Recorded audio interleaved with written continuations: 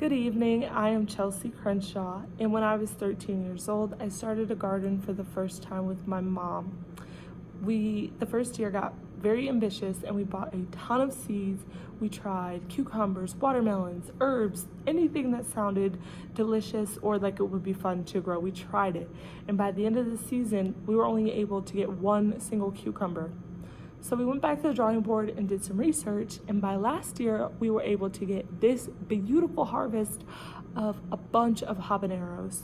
It's been our most proud one yet, but with a little bit of knowledge of horticulture, some proper planning, and knowledge of the growth cycle, we were able to build a great home garden, and so can you.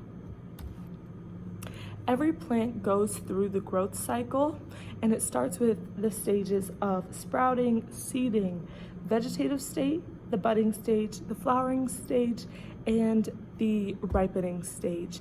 At this stage, you can get a seed and start over with the cycle again.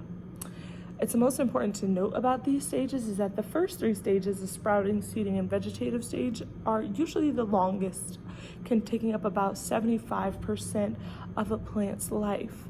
And it's easy to grow impatient during these stages, especially when you're really excited about getting your vegetables.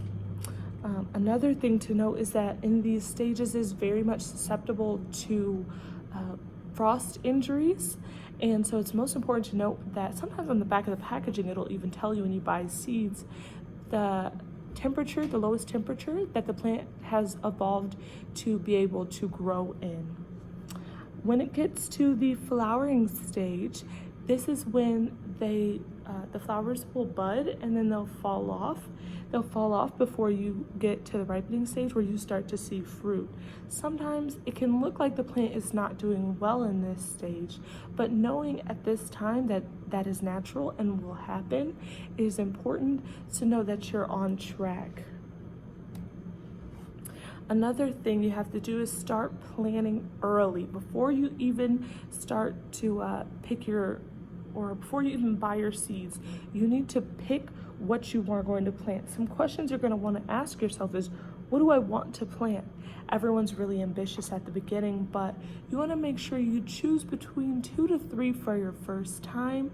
Also, taking into account how much space you actually have. And that's when you're going to ask yourself, can I plant them in my area? How long does it take for them to mature? And how much space do I have? If you don't have a long growing season in your area, it may be important to consider that when you are choosing your plants.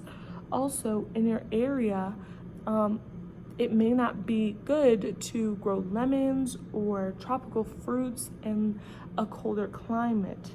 Another thing to note is, do they have special care requirements, and when should you start?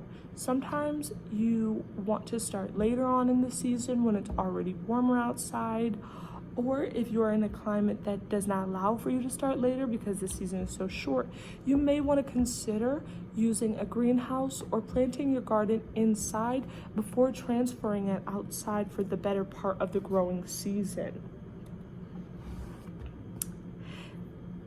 In all, you should make sure that you have a good plan whenever you're starting your garden, and you'll be well on your way to a successful garden with just a little bit of knowledge about the plant cycle and having a plan.